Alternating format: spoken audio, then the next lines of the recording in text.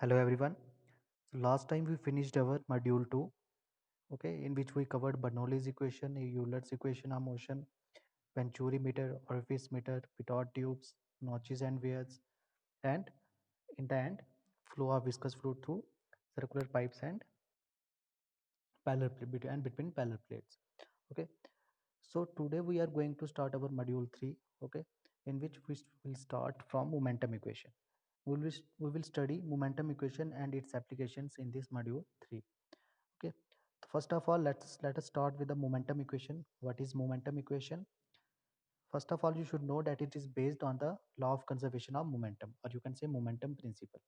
And it states that the net force acting on a fluid mass, okay, net force acting on a fluid mass is equal to change in momentum of flow per unit time. सो क्या कहना चाह रहा है कि जो हमारे पास कोई भी हमारे पास जो फ्लूइड मास है उस पर जो हमारे पास नेट फोर्स लगेगी वो किसके इक्वल होगी, वो उसकी होगी चेंज इन मोमेंटम के इक्वल। ठीक है, change in momentum per unit time के इक्वल होगी। और सबसे पहले तो आपको पता होना चाहिए मोमेंटम किसके इक्वल होती है। ओके, तो momentum is equal to mass into velocity. Okay, mass into velocity is known as momentum. Okay, now let us consider a fluid whose mass is m. Okay, then Newton's second law of motion is what is equal to F force is equal to mass into acceleration. And what is acceleration is equal to? Acceleration is equal to change in velocity with respect to time. Okay, dv upon dt. You can write a as dv upon dt. Okay, what is this acceleration? Acceleration in the direction of acceleration. The direction of acceleration is in the direction of force. Okay, in which the force is acting. So substitute this value of acceleration in dv upon dt in force in Newton's law of motion, and you will get the equation as this: F is equal to d of mv upon dt. Okay, and this equation shown here is known as momentum equation, or you can say momentum principle. Okay, this is momentum equation or momentum principle. Now see here, what the definition says, that the force, this is the force, okay, acting on the fluid mass is equal to what? It says that change in momentum, which is d of mv. I told you that momentum is equal to mass into velocity. Okay, from here it is clear, change in momentum d of mv upon per unit time. Okay, unit time is dt. Okay, so this is our momentum equation. Now if we write this momentum equation like this: f of dt equal to d of mv, what it is showing, that force acting on a fluid mass m, okay, this is the force acting on a fluid mass m in a short interval time dt. Is it showing this force acting on a fluid mass in a short interval time t is equal to what? Change in momentum. Okay, so अगर हम इस equation को इस terms में लिखेंगे जो अभी मैंने लिखी थी, F of D T equal to D of M V. ठीक है, तो डी ऑफ एम वी हमें क्या रिप्रेजेंट कर रहा है? Change in momentum. तो ये हमारे पास जो इक्वेशन होती है इसको हम बोलते हैं impulse momentum equation. Okay, impulse momentum equation, remember this term. Okay, एक बार फिर से देख लो, what is the definition of this impulse momentum equation? That impulse of a force acting on a fluid mass, impulse of a force acting on a fluid mass in a short interval of time dt, okay, is equal to change of momentum.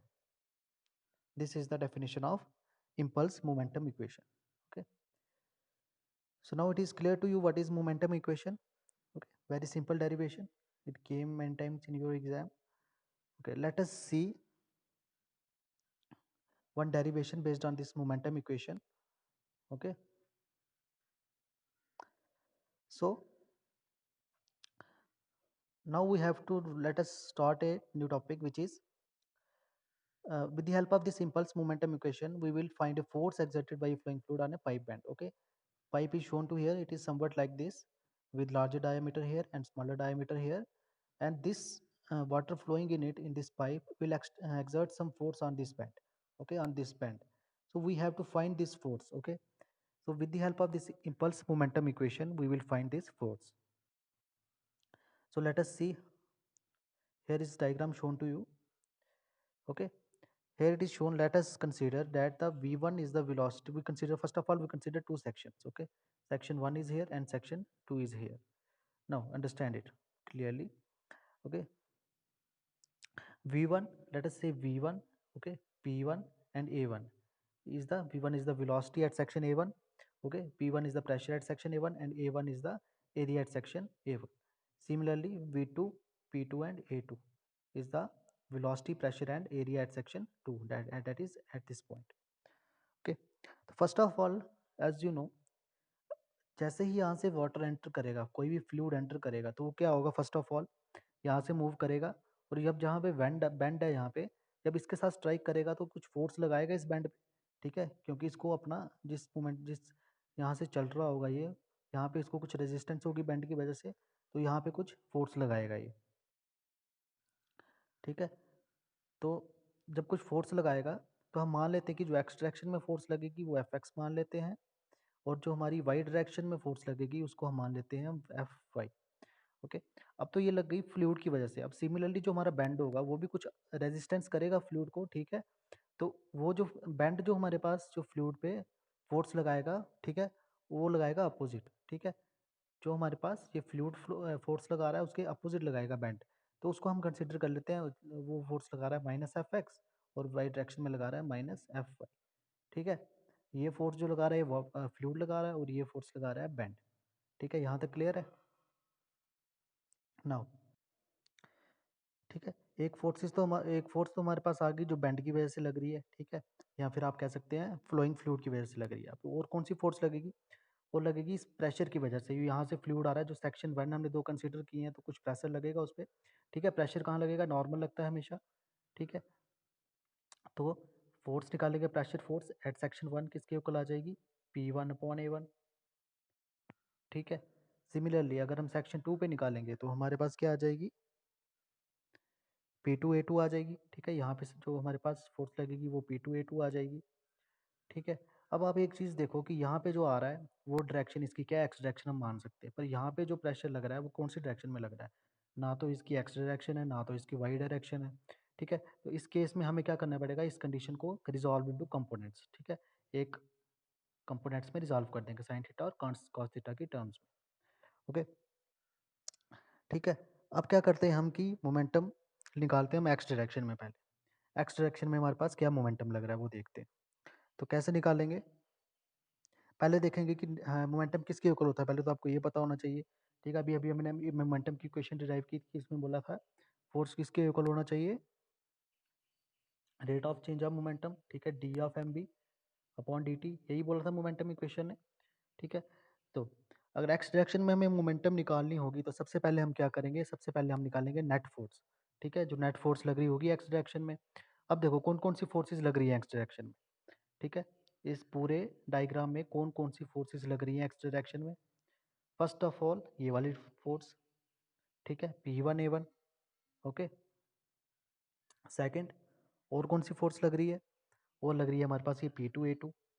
पर देखो अब P2A2 लग रही है surface पे, ठीक है, ये सेक्शन ए के नॉर्मल लग रही है, पर ये इसकी डायरेक्शन कौन सी है, इसकी डायरेक्शन हमें निकालनी पड़ेगी।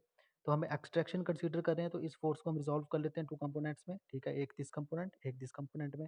तो अब हमने मानना था यहाँ पे कि ये थीटा एंगल बना रहा है, ठीक है, थीटा एंगल बना रहा है, तो ये हमारे पास आ जाएगा, क्या आ जाएगा, V2 cos थीटा, और सिमिलरली ये हमारे पास आ जाएगा V2 sin थीटा। जिसके साथ एंगल बनाएगा वो आ जाएगा cos थीटा, जिसके साथ नहीं बनाएगा वो आ जाएगा sin थीटा, ठीक है। तो एक एक फोर्स हमारे पास क्या आ जाएगी, P1A1, एक्स डायरेक्शन की बात कर रहा हूँ मैं भी, ठीक है, सिर्फ एक्स डायरेक्शन की बात कर रहा हूँ, नेट फोर्स जो लग रही है।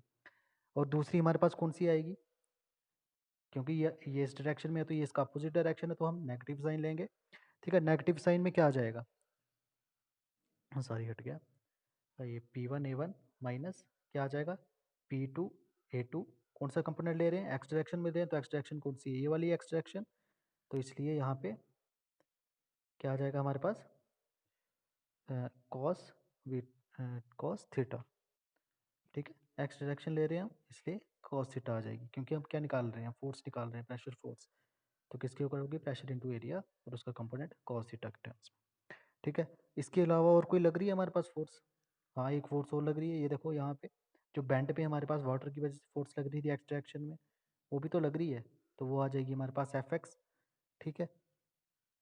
ये आ रही हमारी आ गई एक्सट्रैक्शन में सभी फोर्सेस। ठीक है, यहाँ तक क्लियर है? आगे इसको डेरिवेशन में भी दिखाऊंगा, अभी डायग्राम से समझ लो पहले। ठीक है, ये हमारे पास आ जाएगी फोर्सेस। अब क्या निकालना है? हमने निकाला है चेंज ऑफ मोमेंटम। ठीक है, per unit time.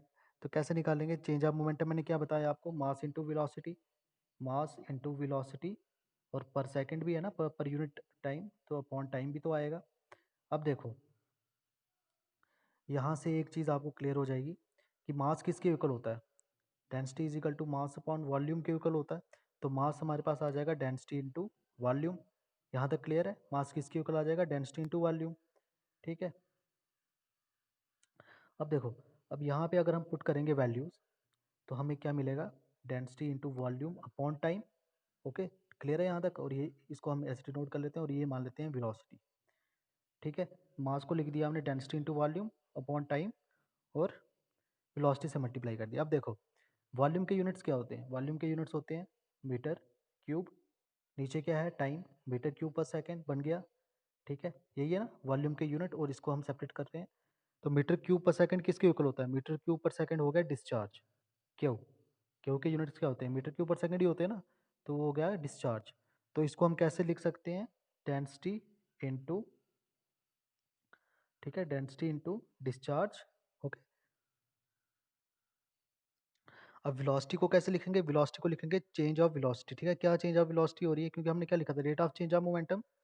Change of velocity क्या होगी, final velocity minus initial velocity, final minus initial velocity.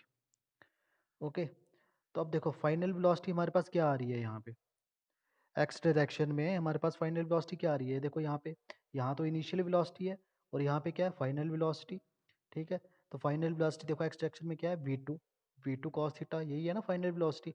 ठीक है, तो ये आ गई हमारे पास v2 cos थीटा, हमारे पास क्या आ गई, ये फाइनल, और इनिशियल क्या होगी, ओके, इनिशियल है हमारे पास यहाँ पे, देखो फर्स्ट ऑफ ऑल यहाँ पे क्या थी, यहाँ से जब स्टार्ट हो रहा था तो हमारे पास वेलोसिटी v1 थी, तो यहाँ से हमारे पास वेलोसिटी v1 आ जाएगी। ठीक है, यहाँ तक क्लियर है? हमने फोर्सेस भी निकाल ली, और change of momentum per unit time भी निकाल लिया। ठीक है, ओके, अब देखो इसको यहाँ पे, यहाँ से आपको क्लियर हो जाएगा। ठीक है, तो नेट फोर्स मैंने ले ली एक्स डायरेक्शन में, वो मैंने इसलिए दिखाया ताकि आप डायग्राम से समझ पाओ कि कहाँ कहाँ क्या वो है वैल्यूज़। ठीक है, तो ये हमने नेट फोर्स किसके लिए थी, rate of change of momentum in x direction. अभी हम सिर्फ एक्स डायरेक्शन की बात कर रहे हैं। ठीक है, तो ये मैंने फोर्सेज जैसे आपको बताई कैसे निकालनी। उसके बाद ये सिमिलरली वो मेथड है कि यहाँ पे मैंने लिखा भी है, आप यहाँ से देख सकते हैं जिसको पता नहीं लगे। ओके, तो यहाँ से हमारे पास इन एक्स डायरेक्शन फोर्स हमारे पास आ जाएगी, ये वाली। ठीक है, एक्स डायरेक्शन में हमें फोर्स मिल गई अब यहाँ से। अब क्या निकालना, हमने निकालना वाई डायरेक्शन में। ठीक है, तो वाई डायरेक्शन में निकालने के लिए क्या करेंगे, अब दोबारा आ जाओ डायग्राम पे। ठीक है, तो वाई डायरेक्शन में हमारे पास कौन कौन सी आ जाएंगी, देखो सबसे पहले फर्स्ट ऑफ ऑल यहाँ पे आ जाओ। यहाँ पे लग रही है कोई वाई डायरेक्शन में फोर्स, कोई भी नहीं लग रही है, तो मतलब ये आ जाएगी ज़ीरो। ठीक है, फिर ये अपोजिट, तो आ जाएगा माइनस साइन। अब देखो यहाँ पे वाई डायरेक्शन में क्या वो लग रही है फोर्स, P2 A2, और वर्टिकल कंपोनेंट क्या है इसका, साइन थीटा। ओके, क्लियर है यहाँ तक, P2 A2 साइन थीटा के ऊपर। अच्छा, और कौन सी फोर्स लग रही है, वो लग रही है ये वाटर फ्लूइड जो बेंड पे लगा रहा है। ठीक है, जो भी फ्लूइड होगा, तो इस डायरेक्शन में F y में। ठीक है, तो उसको क्या ले लेंगे हम, माइनस Fy। यही तीन फोर्सेस लग रही है, एक यहाँ और एक यहाँ। ठीक है, अब आ जाते हैं हम, ये तो हमारे पास आ गई नेट फोर्स। अब निकालना है हमें चेंज ऑफ मोमेंटम, जैसे लास्ट टाइम एक्स के केस में निकाला था। तो देखो अब यहाँ पे सिमिलरली क्या आ जाएगा, m इंटू वी। ओके, हाँ सॉरी, m इंटू वी। ठीक है, तो मास क्या है हमारे पास, मास को आपको याद हो गया होगा, पहले भी बताया मैंने कि उसको हम लिख लेंगे, सीधा ही लिख लेता हूँ यहाँ पे मैं, density into discharge. Okay, into velocity. Velocity कैसे लिखेंगे, फाइनल माइनस इनिशियल। तो फाइनल वेलोसिटी हमें यहाँ से क्या मिल रही है, देखो वाई डायरेक्शन में ये वेलोसिटी मिल रही है। ओके, वेट आपको मैं यहाँ पे दिखा दूँ, ये देखो फाइनल वेलोसिटी क्या मिल रही है, देखो यहाँ पे v2 साइन थीटा मिल रही है ना, तो हमारे पास फाइनल वेलोसिटी आ जाएगी v2 साइन थीटा। ओके। और इनिशियल वेलोसिटी किसके इक्वल आएगी? वाई डायरेक्शन में कोई है वेलोसिटी? देखो यहाँ पे तो चलो मान लो v1 थी, क्योंकि हम एक्स डायरेक्शन की बात कर रहे थे, पर अब वाई डायरेक्शन में थोड़ी लग रही है कोई वेलोसिटी। तो इसलिए इनिशियल माइनस फाइनल क्या आ जाएगी? v2 sine theta minus 0। Okay, clear है? आ जाओ फिर से उसमें। तो देखो यहाँ पे जब आप सिमिलरली वही जो मैंने आपको समझाया वही लिखा है, 0 माइनस, ये हमारे पास इक्वेशन आ जाएगी एफ वाई की। ठीक है, तो ये हमारे पास फोर्सेस आ गई, एक्स डायरेक्शन में भी फोर्स आ गई और हमारे पास वाई डायरेक्शन में भी फोर्स आ गई। तो रिजल्टेंट कैसे निकालेंगे इसका? Resultant force is equal to under root of F of X square plus F of Y square, ये लिखा हुआ है यहाँ पे। ठीक है, तो यहाँ से हमारे पास रिजल्टेंट आ जाएगा। और सिमिलरली अगर हमें निकालना होगा angle made by the resultant force with the horizontal direction, that is अगर हमको थीटा निकालना होगा तो वो किसके इक्वल हो जाएगा? tan theta is equal to F Y upon F X. Okay, तो ये हमारे पास अगर हमें बेंड में पूछा होगा पाइप में कौन कौन सी फोर्स एक्सर्ट हो रही है, तो पाइप में जनरली बेंड्स तो होते ही हैं, तो अब आप वहाँ पे फोर्सेस निकाल सकते हो। ठीक है, ठीक है, एंगल भी निकाल सकते हो, रिजल्टेंट फोर्स भी निकाल सकते हो, एक्स डायरेक्शन में पर्टिकुलरली अगर एक्स डायरेक्शन में पूछे तब भी निकाल सकते हो, और पर्टिकुलरली वाई डायरेक्शन में पूछा है तब भी निकाल सकते हो with the help of impulse momentum equation. Okay, now let us see one numerical based on this. Okay, similarly एक numerical देखते हैं। वन मोर थिंग, अगर आपको tan थीटा नहीं याद रखना आ रहा है तो उसमें क्या करोगे आप? आपको वो डायग्राम में देखा ही होगा कि एफ एक्स फोर्स यहाँ लग रही थी, ठीक है, एफ वाई यहाँ लग रही थी और ये एंगल बना रहा था थीटा। तो यहाँ से भी अगर आप देखोगे देखोगे परपेंडिकुलर अपॉन बेस, ठीक है, तो F Y upon F X आ जाएगा, तो हमारे पास tan थीटा निकल जाएगा। ठीक है, तो मूव करते हैं हम अपने न्यूमेरिकल की तरफ। तो न्यूमेरिकल, वेट, ये हमारे पास न्यूमेरिकल है, देखो। तो in numerical it is given a 45-degree reducing band is connected in a pipeline, the diameters at the inlet and the outlet of the band being 600 mm and 300 mm respectively. Find the force exerted by the water on the band if the intensity of pressure at the inlet of the band is 8.829 Newton per centimeter square and the rate of flow is 600 liters per second. So what is given to you here कि inlet पे आपको dia दिया हुआ है और outlet पे भी dia दिया हुआ है, दोनों का डाया अलग है। ठीक है, उसके बाद हमें डिस्चार्ज दिया हुआ है, क्यू जिसको बोलते हैं डिस्चार्ज, वो हमें दिया हुआ है 600 लीटर्स पर सेकंड। इसको आप मीटर क्यूब पर सेकंड में कन्वर्ट कर लोगे। ठीक है, लीटर्स को मीटर क्यूब में कन्वर्ट करना मैं काफ़ी बार बता चुका हूँ आपको। ठीक है, और हमें प्रेशर भी दिया हुआ है इनलेट पे। इनलेट पे प्रेशर दिया हुआ है मीन्स कि हमें आउटलेट का प्रेशर नहीं दिया हुआ। मतलब अगर ये पाइप वेंड है, ठीक है, तो हमें इनलेट पे प्रेशर दिया हुआ है पर आउटलेट पे हमें निकालना पड़ेगा। तो उसके लिए क्या क्या करेंगे हम आउटलेट पे निकालने के लिए? उसके लिए हमें बर्नौलीज इक्वेशन निकालनी पड़ेगी पहले, सॉरी, बर्नौलीज इक्वेशन लगानी पड़ेगी और वहाँ से हमें P2 की वैल्यू मिल जाएगी। याद है ना बर्नौलीज इक्वेशन?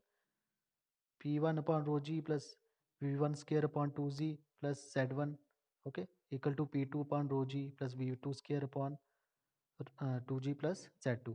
बर्नौलीज इक्वेशन लगाएंगे तो हमें P2 की वैल्यू मिल जाएगी वहाँ से। ठीक है, चलो देखते हैं इसको, let us solve it. First of all what is given? Okay, पहले गिवन लिख लेते हैं। एंगल ऑफ बेंड दिया हुआ है, 45 डिग्री है। इनलेट का डाया दिया हुआ है, उसको कन्वर्ट कर लो मीटर में, वहाँ से हम उसका एरिया भी निकाल लेंगे। ठीक है, एरिया A1 आ जाएगा इनलेट पे। ओके, तो π/4 d स्क्वायर, ये तो सिंपल है, ये निकाल लोगे आप। नेक्स्ट उसके बाद हम डाया आउटलेट पे भी निकाल लेंगे और वहाँ पे भी एरिया निकाल लेंगे। प्रेशर हमें इनलेट पे गिवन है, तो डिस्चार्ज भी गिवन है 6000 लीटर्स पर सेकेंड। ओके, उसको कन्वर्ट कर लेंगे किस में? मीटर क्यूब पर सेकंड में। Simply multiply it with 10⁻⁻3। Okay, you will obtain it. अब वेलोसिटी कैसे निकालेंगे? वेलोसिटी भी निकाल सकते हो आप, discharge is equal to area into velocity A1 V1। ठीक है, V1 किसके इक्वल आ जाएगा? डिस्चार्ज तो कांस्टेंट रहेगा, discharge is Q upon, sorry, Q, V1 is equal to Q upon A1 आ जाएगा। ठीक है, तो यहाँ से हमारे पास V1 भी निकल जाएगा और हमारे पास V2 भी सेम मेथड से हम निकाल सकते हैं। ओके, क्लियर यहाँ तक? ठीक है, यहाँ से V1 भी दिया और V1 2 भी निकल जाएगा। अब क्या था कि हमें प्रेशर P2 का नहीं पता था, क्योंकि हमने अभी एफ एक्स की और एफ वाई की इक्वेशन निकाली फोर्स। ठीक है, इन एक्स डायरेक्शन और वाई डायरेक्शन दोनों में निकाली हमने इक्वेशंस। तो उन्हीं उनको लिए हमें P2 की ज़रूरत पड़ेगी, तो P2 हमारा निकलेगा बर्नौलीज इक्वेशन से। ठीक है, तो मान लो डेटम हेड दोनों का सेम है, अस्यूम कर लेते हैं z1 और equal to z2, datum head मतलब डेटम जो है दोनों के लिए सेम है, तो वो हो जाएगा कैंसिल। ठीक है, बची हमारे पास p1 upon rho G plus v1 square upon 2g is equal to p2 upon rho G plus v2 square upon 2g। अब देखो v2 की वैल्यू भी पता है, p1 की भी पता है, v1 स्क्र की पता है, ये रो की भी पता है, डेंसिटी जी भी पता है, सब पता हुआ है। सिर्फ एक चीज़ नहीं पता है कि p2 नहीं पता हमें, जो हमें निकालना है। ठीक है, तो बस सिंपल सब्स्टिट्यूट करो वैल्यूज यहाँ पे, बर्नौलीज इक्वेशन यहाँ पे आ गई, डेटम है, डेटम सेम है दोनों का, तो z1 इक्वल टू z2 आ जाएगा। ओके, उसके बाद देखो यहाँ पे मैंने यहाँ पे बर्नौलीज इक्वेशन लगाई, बर्नौलीज इक्वेशन लगाई और फाइनली जब हमने सभी वैल्यूज पुट की तो फाइनली हमें जो मिलता है वो मिलता है p2 की वैल्यू कितनी आ गई हमारे पास, 5.45 10⁻⁴ न्यूटन पर मीटर स्क्वायर। ओके, ठीक है, तो लास्ट टाइम जो हमें क्वेश्चन में दी थी p1 की वैल्यू वो किस में दी थी, न्यूटन पर सेकंड, न्यूटन पर सेंटीमीटर स्क्वायर में शायद, है ना। तो उसको हमने कन्वर्ट कर लिया यहाँ पे, उसको कन्वर्ट कर लिया हमने, देखो 10⁻⁴ लिखा है ना यहाँ पे, तो कन्वर्ट कर लिया उसको मैंने ऊपर ही, तो हमारे पास जो इक्वेशंस आ गई वो सारी आ गई मीटर, न्यूटन पर मीटर स्क्वायर में। नाउ लेट अस मूव, अब हमें निकालनी है एक्स डायरेक्शन में और वाई डायरेक्शन में, तो इक्वेशंस आपने सॉल्व की हुई हैं अभी, पीछे अभी मैंने फुल डेरिवेशन करवाई उसकी आपको कैसे निकालनी है, तो वहाँ से सिंपल इक्वेशंस में वैल्यू पुट करेंगे तो हमारे पास एफ एक्स भी आ जाएगा। ठीक है, एफ एक्स की वैल्यू यहाँ से पुट करेंगे और सिमिलरली एफ वाई की भी वैल्यूज पुट करेंगे तो हमारे पास आ जाएगा वैल्यूज माइनस 6322.2 न्यूटन, और इसमें आ जाएगा 19911.4 न्यूटन। ठीक है, अब यहाँ हमारे पास क्या क्या आ गया, एफ एक्स की वैल्यू भी आ गई हमारे पास और हमारे पास एफ वाई की भी वैल्यू आ गई। अब आप एक चीज़ देख रहे होगे कि एफ एक्स की वैल्यू जो आई है वो पॉजिटिव आई है और एफ वाई की वैल्यू जो आई है नेगेटिव आई है। तो नेगेटिव साइन क्या इंडिकेट कर रहा है कि फोर्स जो है वो डाउनवर्ड डायरेक्शन में एक्ट कर रही है। ठीक है, फोर्स जो है वो डाउनवर्ड डायरेक्शन में एक्ट कर रही है।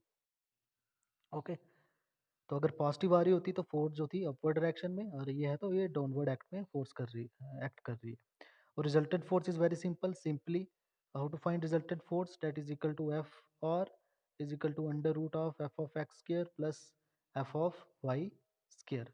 तो एफ एक्स आपने निकाल लिया, एफ वाई भी निकाल लिया, दोनों की वैल्यूज आप क्या करेंगे, आप सब्सटीट्यूट करेंगे यहाँ पे, तो आपको रिजल्टेंट फोर्स भी मिल जाएगी। और सिमिलरली अगर आपको मैंने बताया था कि थीटा भी निकालना होगा तो थीटा भी इजीली निकल जाएगा, which is equal to tan theta is equal to what, F Y upon F of X. ठीक है, तो यहाँ पे जब हम रिजल्टेंट फोर्स निकाल लिया हमने, तो रिजल्टेंट फोर्स के बाद हमें अगर थीटा पूछा हुआ है निकालने को तो हम थीटा भी निकाल लेंगे। तो थीटा हमारे पास आ जाएगा किसके इक्वल, देखो यहाँ पे सिंपल वैल्यूज पुट करनी है, हमने कुछ नहीं करना, बस आपको इक्वेशन निकालना आनी चाहिए इम्पल्स मोमेंटम इक्वेशन के थ्रू। ठीक है, तो मैंने यहाँ वैल्यूज पुट कर दी एफ वाई की, एफ एक्स की वैल्यू दोनों की पुट कर दी, तो हमें यहाँ से थीटा मिल गया 17 degree 36 minutes. Okay, it is clear.